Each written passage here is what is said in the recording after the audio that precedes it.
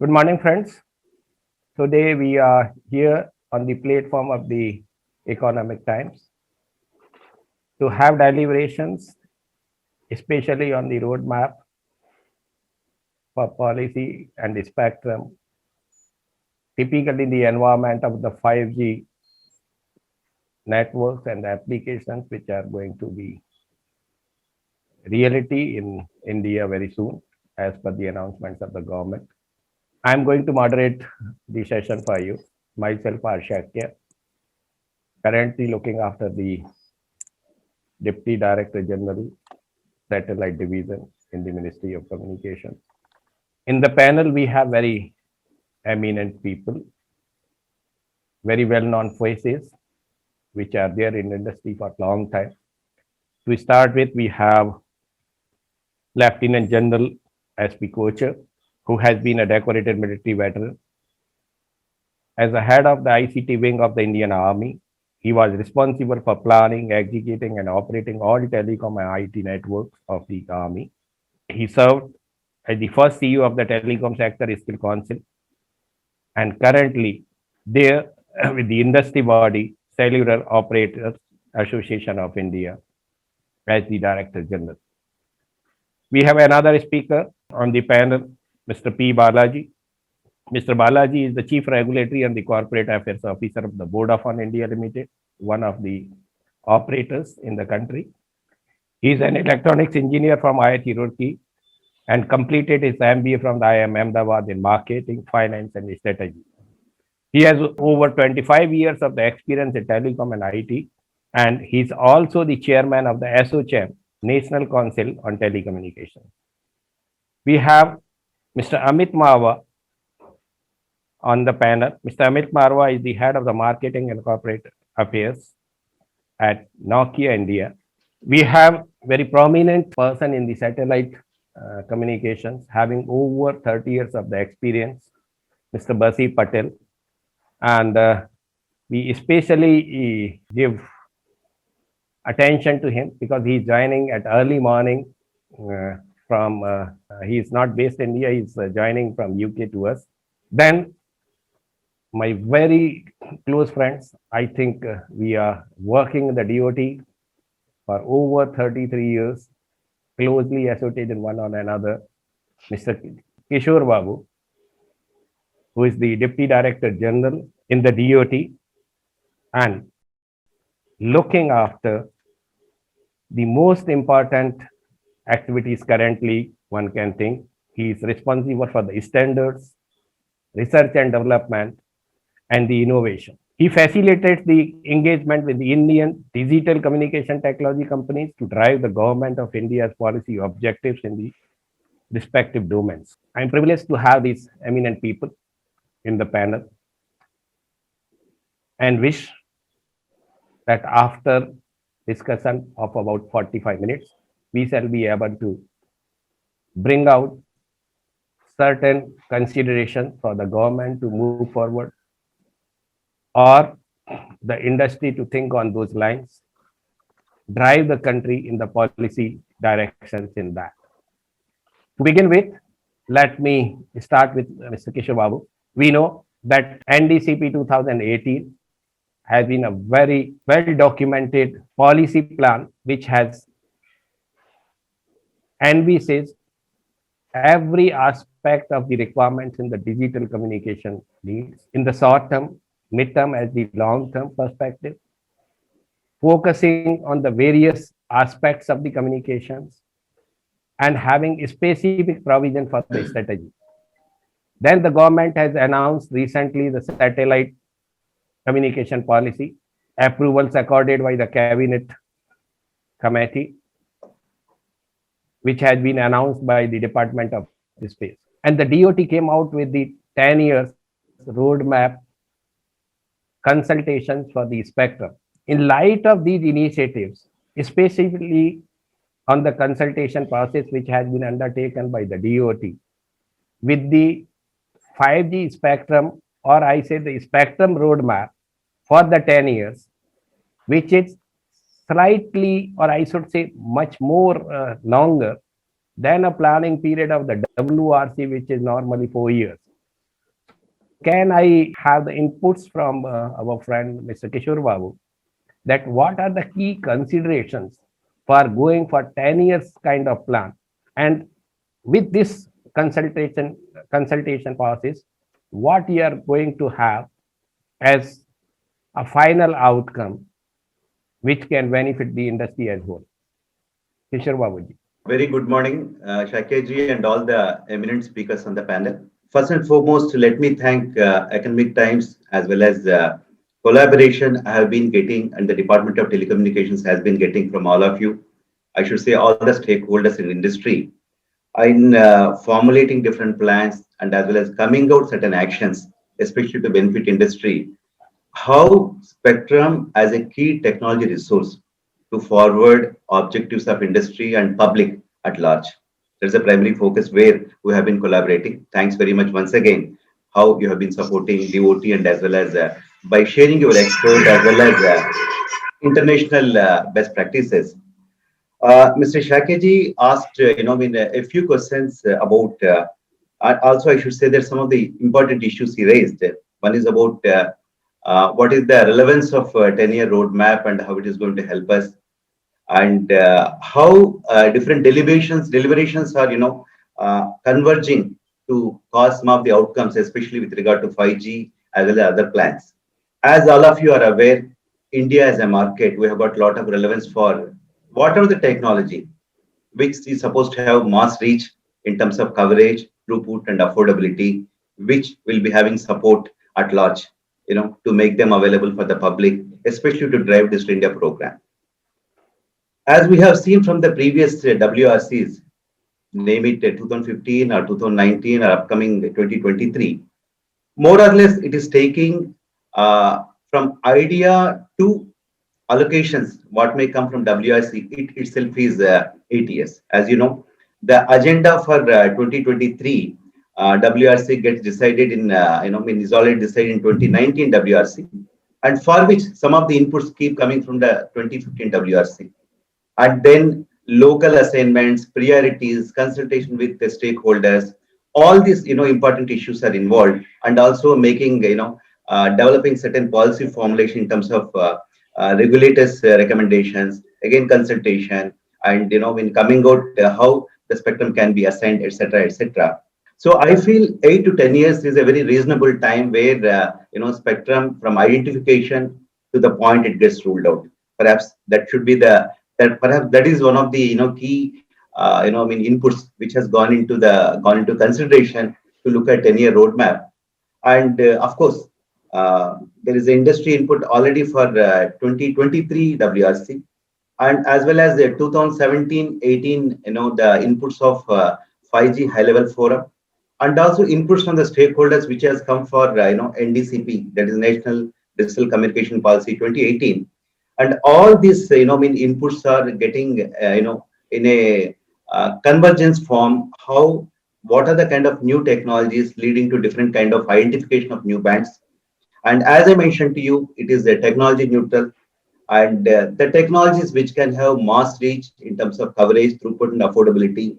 That's going to be one of the criteria. I understand how WPC and the other important team which is working on inputs received from the stakeholders for the last few weeks. All these things will go into consideration in coming out action plan from the Department of Telecommunications. This I am sharing it as an expert, who was involved in some of the discussions, and as well as some of the policy deliberations which happens at the industry level. From that background, I am sharing with you on this front. And another important thing which I may take 30 seconds more to share with you. One is about not only for access spectrum, irrespective of the technology, backhaul spectrum, spectrum for R&D, spectrum for industry applications, and of course, taking into consideration the new demands of 5G, all are going to play a critical role. Apart from other spectrum requirements like broadcasting and other sectors, disaster management, etc., will play an important role in formulating the outcomes. With a group that is working on inputs from the stakeholders. With this, over to Shakeji again.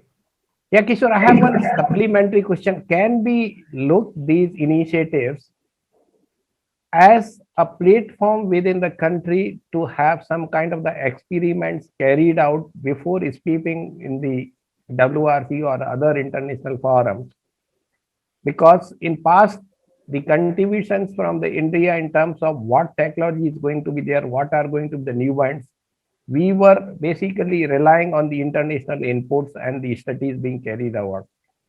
So do you feel that this long-term perspective or the discussion on the 10 years roadmap will enable some kind of the environment wherein the Indian industry will be able to carry out certain experimental testings for the equipment, for the radios working, and then those bands could be taken up for the discussion in the WRC. May not be in 23, but maybe 27 or 31 thereafter. Sir, actually, it's a very, very important point. I fully agree with you. Perhaps everyone here on the panel would also agree. As I saw over the last 8 years, as you rightly mentioned, it is a kind of challenge always when it comes to adopting international studies because spectrum itself being a complex subject where different stakeholders are involved, there are different opportunities and different price points and different socio-economic objectives. So always, it is a challenge and, it's a mammoth exercise to bring or build a kind of consensus among the stakeholders. You are very right. When the agenda gets prepared for, let's say, for 2023 WRC, the discussions or what are going to be the agenda points are already out in October 2019. So we have got a good amount of 4 years period where industry as well as stakeholders can come together and understand what are these new bands and what kind of studies are required, how we can make Indian policies or Indian requirements fit into these requirements and what is that new to be done in case we need to convince or bring in stakeholders in understanding, especially for sharing of the spectrum and making use of the spectrum more efficiently. I fully agree with you. Even on some of the few occasions where I requested industry and stakeholders to come together to really create a kind of a neutral structure where which can continuously work on coexistence studies, which is a very, very important need for the country. And this is one of the important points raised in NDCP as well, how we can efficiently and effectively use the spectrum as a input to the input or key resource for achieving the digital India objectives. So there's a need for constituting such a structure which works continuously, involving all the stakeholders, having some committed resources so that they look at what are the international practices, international studies, how on ground we can do certain studies in the country so that all stakeholders are committed together to make efficient use of the spectrum. I fully agree with you. With this, can I move to Lieutenant General Kochhar? Would you like to suggest us that what the industry is looking from these 10 years consultation, 10 years roadmap ahead, from the perspective of, say, COAI? What could be the key aspects you feel should be delivered post these consultations? Thank you, Captain Mr. General Shakya. Kochhar. Thank you so much. From the industry point of view, it is always better that we are not groping in the dark and there is some amount of surety and stability on which we can plan. Our business cycles cannot depend on year to year or 4 years to 4 years cycles. And therefore, our planning process will definitely get impacted positively in case we have a 10-year roadmap. And we are assured that this roadmap is going to be followed. Then the planning process becomes easier. And like you yourself said, investments in technology, investments in rollouts, then can be planned over a longer period of time in consonance with what is the political and the geopolitical objective of the government and the social objective of this country. In the absence of this, it is a very difficult situation where you're not sure whether you're going to get spectrum or if you get spectrum, well, it is going to be contiguous spectrum or it is going to be bits and pieces. Those sort of things are difficult to plan. And in case price points can also be part of the roadmap, a very clear-cut demarcation can be made as to what are the likely formulas going to be used for determining price, which is fair, and how much is the deviation. Then budgeting of all industry plans can easily be done. I suppose that is something that the industry will welcome, that this 10-year roadmap will definitely be a right step in that direction. I think I can take the same question to Mr. Mawa from the equipment manufacturer, how he would like to see this same program and your feedback there too. So as a vendor, sir, I would say that we definitely welcome this initiative. I think what we have been looking for and the industry looks for is predictability.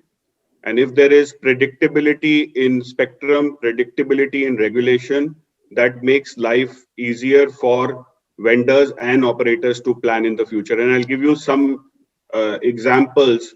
For instance, if we know that X amount of spectrum is going to get allocated for Y technology 3 years from now, then there are things that we have to plan, like skilling our employees in order to be able to deliver the solutions, creating the solutions that are required to be done, looking at our manufacturing goals and seeing that if manufacturing can be geared up for that particular requirement of that particular radio or other devices or other solutions, we can plan that. Because tomorrow, if 1 year later a spectrum comes, it's not easy. These manufacturing decisions are to be taken well in advance and we need to plan for it.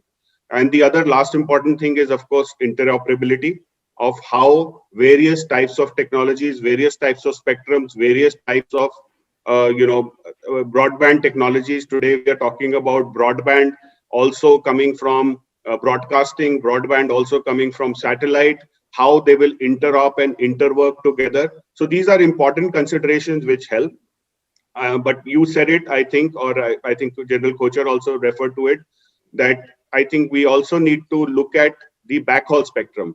That is another very, very important and key factor, looking at backhaul spectrum at the same time when we are deciding these roadmaps that we happen. There are issues that need to get resolved, and related to spectrum, I would say type of spectrum in 5G, contiguity of the spectrum, which bands are going to get allocated, when, pricing, I will leave it as separately. But then what are we doing on private networks that is becoming a future going forward across the world, campus networks, as we say, how they are going to be addressed, how we are looking at public safety and what are we doing and what we are going to be allocating around that. And of course, on satellite and terrestrial kind of spectrum, what we are going to do. So these are important milestones, and we really welcome and we look forward to contributing in that.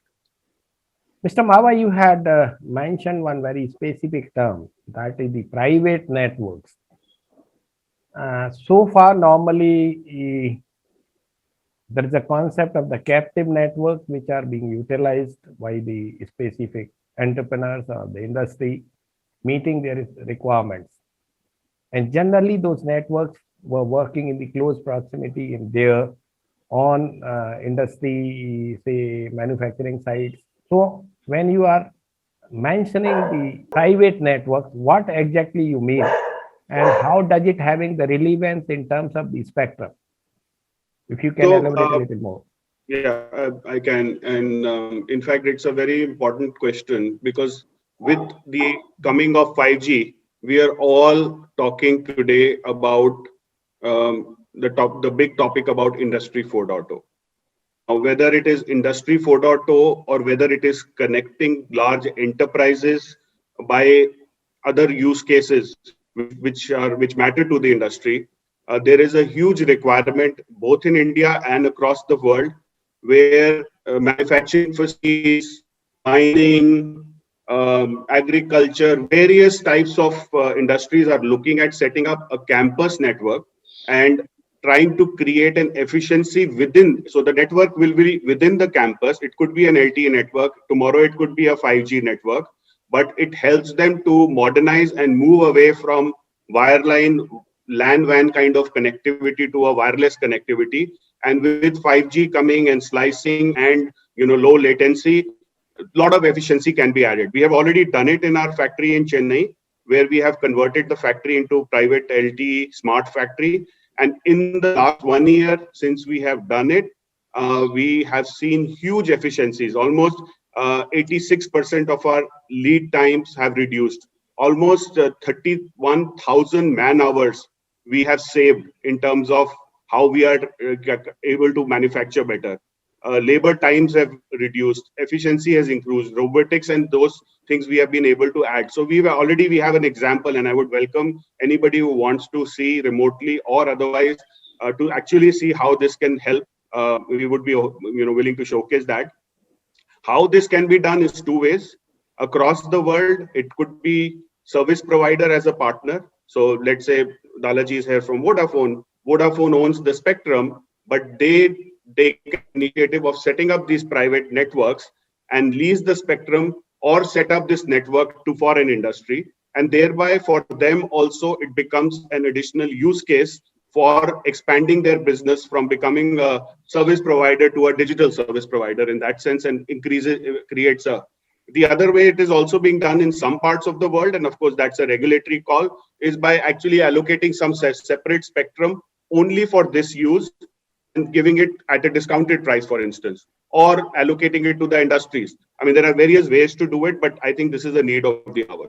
With these inputs, can I move to Mr. Basir Patel, having the international experience, to deliberate on the two aspects. One is what our friend Mr. Mahwa has added. What kind of the framework he would like to suggest, keeping his international experience in consideration, relating to the private network, whether such networks shall be there as part of the spectrum allocated to the access service providers, or there is a requirement to have some kind of the slicing out of the available spectrum that could be made available to meet the industry requirements as the captive network usage. That is the question one. And then second question to Mr. Basir Patel is, how would he would like to see our 10 years discussion for the spectrum roadmap and the learnings from the international perspective he would like to suggest India while formulating final outcomes. First and foremost, let me thank the organizers for their invitation for us to join this gathering to discuss about the 5G rollout in India. I certainly go along with Mr. Marwa in terms of the way that is happening in terms of 5G rollout, for example, in some of the European markets. And in fact, there is a conference next week organized by the EU telecommunication arm, which is looking at the 5G rollout in Europe. And it's very, very interesting what Mr. Marwa says is really what we have to go back to the basics in terms of asking the question, what is 5G? 5G is a network of networks with various different access technologies. So when Mr. Marwa mentioned network slicing, that network slicing is to cater for private kind of networks for the different vertical markets. So whether it's an industrial site, whether it's a cricket stadium, whether it's a densely populated areas with a building, a condominium, these are networks which can be served by different kind of organization. It doesn't have to be. Because it's a network of networks, a mobile operator will focus on key revenue generation areas where he can actually maximize his revenue and provide a service, such as a cricket stadium, where you got a lot of users. So what is happening, Sakyaji, is in UK alone, the Ofcom, the telecom regulatory body, has been very, very innovative, very creative in how they assign the 5G services to. So basically, the licensing of 5G services is not just to the mobile operators. For example, in Scotland, in a village, can provide a 5G service, and I would take that. I can actually form the community, put up a base station, and then tie a deal with a mobile operator to carry my traffic from that village. Okay, so I am now basically a component of the network. And you can license locally, you can license regionally, and you can license nationally. And the way we then assign services is very, very different. So you will get specialization of vertical markets. Whether it's health sector, for example, a hospital site, a university site, a cricket stadium, densely populated sort of areas where you have private housing states. So a lot of these, because we're looking at a 5G base station. When we look at a 5G base station, the technology behind the 5G base station is in a millimetric wave bands is very limited in area coverage. A 4G base station today gives you 1 kilometer radius. A 5G base station will give you 200-meter radius. So you need a lot more base stations to serve high capacity, high throughput, low latency services. So gaming, for example, if you're in a building in Delhi now and you're into gaming, and most people in the building with young children may want to do gaming. So they want low latency, less than 10 milliseconds or 4 milliseconds actually, according to ITU. So if you do gaming in that kind of aspects, then you want to have high data next to the base station, which is demanded because that's the only way you're going to provide low latency service. Now, to get to that base station with a lot of data, you need a good infrastructure. You need a fiber rings in the urban densely populated area. And if they don't have the capacity, how are you going to serve these people? So this is where the complementarity of access technology comes in with satellites. You could do satellite multicasting. So simultaneously, you can go to all these base station sites and multicast the information, the high volume data in one go simultaneously to all these sites. Is the 10-year plan has to follow basically the radio regulations of ITU, which is an internationally agreed treaty. All countries in the world have signed this treaty and they have accepted the bands that have been allocated for different services. So we have 17.25 gigahertz of spectrum for 5G services. Let's use that. Let's not go into bands which are not there yet, which are being deployed by satellite industry is using 28 gigahertz. We have over 100 satellites over Asia Pacific region and including India here, which is operating in the Ka band 27.5 to 31 gigahertz. So let's respect what different technologies are using in terms of frequencies and continue to build on what we have already, which is 17 gigahertz. There is C-band that is heavily utilized in India by both our national operated Department of Space in Israel, which is using the C-band, along with, I think we have about 60 satellites over India, which is using C-band, particularly for broadcasting application. Right. So again, when you try and take 100 megahertz from the C-band, you're actually going to impact something like 100 million people in India. What are they going to do? So let me have your perspective on all three discussions what we initiated relating to the roadmap consultations initiated by the DoT, private industry networks, whether through operators or the captive allocations directly to the industry users, and then related to the C-band availability for the IMT versus this thing. So I think these all three questions you can please. Thank you so much, Mr. Sakya. I think you've really set the tone well, asking all the right questions as you always do, and for ET for the opportunity to be on this fantastic panel. I think Mr. Kishore Babu talked about the roadmap which has been set by the government. We are really fortunate. We've had officers and government in the last few years which have absolutely decided to put telecoms and digital technology on the center stage. So when they talk about a $5 trillion economy for India as a whole, they talk about $1 trillion digital economy. And underpinning that is a very strong telecoms network. If we just look back a little bit and come back to where we are and the challenges ahead, I only say one thing: we don't need to look at global models to do it right in India for Indian people and for the Indian government's vision. We do it right by doing it our way, which is why we end up building to scale, which is why we end up having affordable tariffs on data and voice, perhaps too affordable. That's a different topic for another day. But the fact is that we've been able to do at population scale only because we decided not to fragment. We decided to consolidate. Whenever we had multiple operators with very little spectrum, we've seen the result of that. We are now in a very good situation where we have 4 operators, 3 private and 1 government player. And they have made sure that 98% of India has population coverage of 4G. 2G has always been almost entirely done in a very effective way and very, very low tariffs.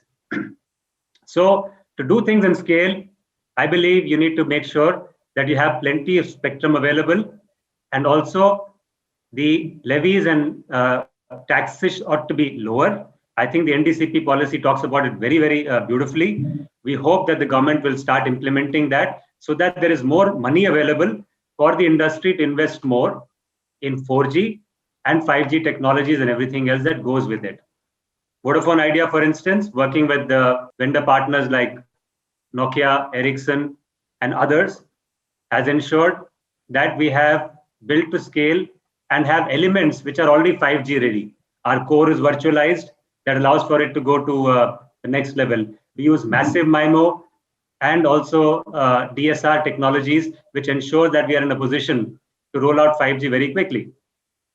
And so what we are looking for is 2 or 3 things. Number one, there's a fiberization issue that needs to be dealt with because only 35% of towers today are fiberized. That needs to change to about 70-75%. One way could be ENV band, and that needs to be allocated as we've requested as COAI to be put it on through the auction process, because that's the only way that you can allocate spectrum, it seems, after the Supreme Court verdict. So the sooner it comes to us, the better we are in a position to actually improve the quality of service. That's an important point. Number 2, I don't agree at all. The government has been very well on the point of having private networks, small little entities coming up and doing their own thing. Today, there's a reason why Nokia, Ericsson, Huawei, and other companies have done managed services. Otherwise, you could have just given small operators to take 10 towers, 20 towers and start to maintain it locally. It doesn't work because it will be done at scale. When you do at scale, then the economies come in and therefore the costs and the prices come down automatically. If you start doing all private networks, I don't think it will work. That's why the government has been extremely good. They've got VNO, MVNO, all kinds of licenses available in order to make sure that people can work with the operators and enhance the reach and partnership model. So government has done fantastic in putting all these together. People who are entrepreneurs need to step up and come and talk to the operators and say what they need and do it in a partnership model. We've always believed in partnership. That is why we outsource so much to vendors. That is why we work with content players and provide a bouquet of services to our end consumers. Therefore, very important that the government has got fantastic policies on various licenses being in place. People need to abide by licenses. What happens in private doors, we don't know. Government wants to have security issues sorted out. How will that work? You start to create thousands and millions of networks which have no accountability, and people have no accountability for what happens. That's an important consideration. So I think we need to kind of be clear that we work through the existing things and make that work better for the longer term interest of the India and the citizens and the operators. And if you cannot do it, then I think the operators are going to ask the question, how can you have a spectrum auction on one day and the next day you have all kinds of delicensed spectrum being made available? If that's what it is, then we should be given free spectrum too. I asked the question that Wi-Fi was given 500 megahertz. The government has been so progressive.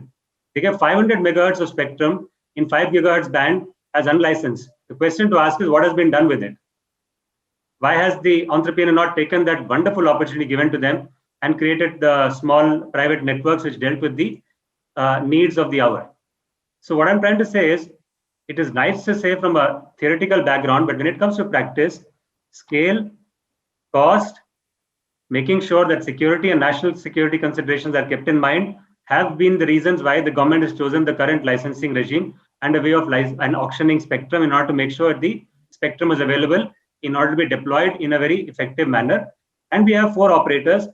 It is the government which has now decided a 10-year roadmap, which is fantastic. For the first time, we have the opportunity that maybe in the 3 gigahertz band, in the 26 gigahertz band, you will have a lot of spectrum available for the 4 operators. So once you make sure that these operators get enough large chunks, which even Amit will agree with, 100 megahertz per operator in the mid band, 1 gigahertz or such things in the higher bands, only when that is made available can anything happen.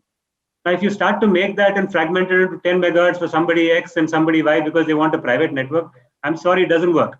In my view, they should look at the 500 megahertz given on Wi-Fi and do what they do want, whatever they want to do with it, if that's what they want to do. Alternatively, they can work with the operators, bring their expertise.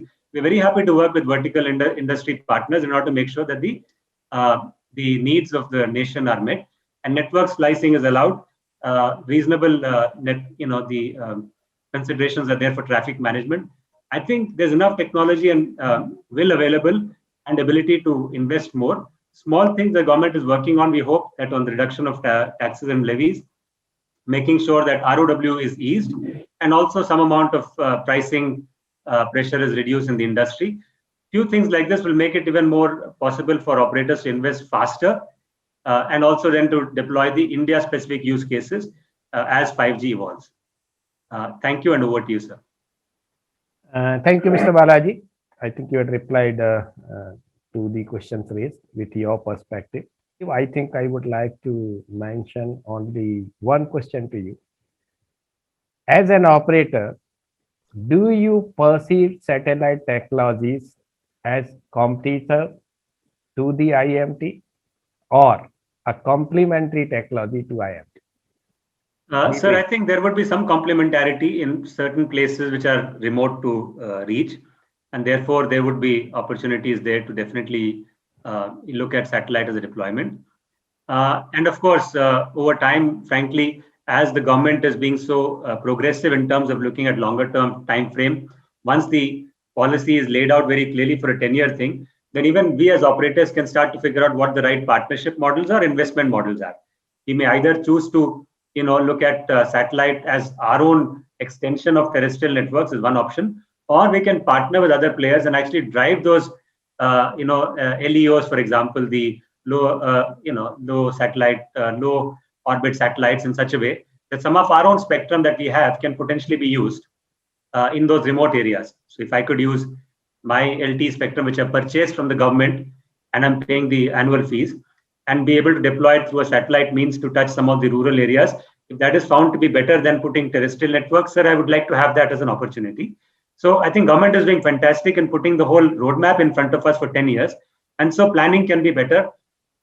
Significant amount of terrestrial infrastructure we put up as the backhaul spectrum is made available, then making sure that it's all end-to-end high bandwidth available. And then the satellite can be also used as supplementing the whole network, sir. I think I may seek the views from all the operators one by one. Maybe from Mr. Basi Patel, we may initiate, but brief because we are moving towards the end in terms of the timing. Thank you very much, Sakiji.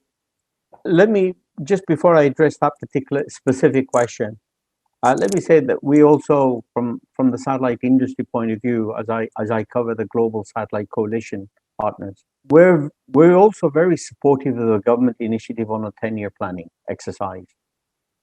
Primarily because, as with any industry, certainty is the key. Having certainty in terms of the availability of spectrum in the longer term, because as you know, a typical lifetime of a geo satellite is at 12, 15 years. And therefore, knowing that that satellite, which is going to be in space, we can't fix it. We can't change things. So having a longer term perspective on spectrum and having that assurance and guarantee is very, very important, because that's a huge investment that we're making, particularly on a geo satellite with a very high throughput, a terabyte of capacity. Then you need that certainty and guarantee. So that is very important. And I think we appreciate that in terms of to address the specific question you asked. Yes, tomorrow's technology in satellite in space with different kind of constellations that you're beginning to see. We have a major investor from India, OneWeb, which is putting up 680 odd satellites by end of 2022. They will be commercially available the handsets will be that of the same size as that of a mobile cellular phone. There are chipsets where investments, again, $100 million worth of investment is going on and coming up with an RF chipset to integrate with a mobile phone. So you're going to have a hybrid mobile phone you can carry, which has triple play, so you can watch TV, you can make communication, video, all kinds of applications will be there on the phone. So thank you, Mr. Patel. I think I can move to Draft Engineer Kochhar to put his views in respect of considering satellite communication as complementary or competitive. Thank you so much. Really speaking, so much has been said already that there's very little left for me to say that, except that I agree. But to put my point of view for whatever it's worth, it has to be complementary. There can be no doubt about that. And the economies of scale definitely will take over. In case satellite communication is seen as a separate vertical from the IMT, then there are going to be problems. It'll be an expensive technology. It'll be meant for only some people. But that's not the way the world is heading. This is going to get integrated. And as far as the user is concerned, he should get an experience of an integrated device which gets him what he wants, irrespective of whether he gets it through satellite or he gets it through terrestrial networks. That is ultimately where we are heading. And if we do that, and in a country like India, we don't have to really follow any models set by other countries, because our size and our geography is quite different, and the satellite impact in our country is going to be much larger than possibly in other countries because of the geographical conditions, and therefore the economies of scale will apply much more than they have applied to other countries. To the advantage of the satellite industry. The question of integrating the two onto a single chipset, it will happen. If there is a business imperative, the technology will follow. But if we start putting technology before and look at business later, then we are putting the cart before the horse. And it is always the business which will drive technology and not the other way around. So integration of satellite and IMT for betterment of users is bound to happen. And the sooner it happens, the better it is. Thank you.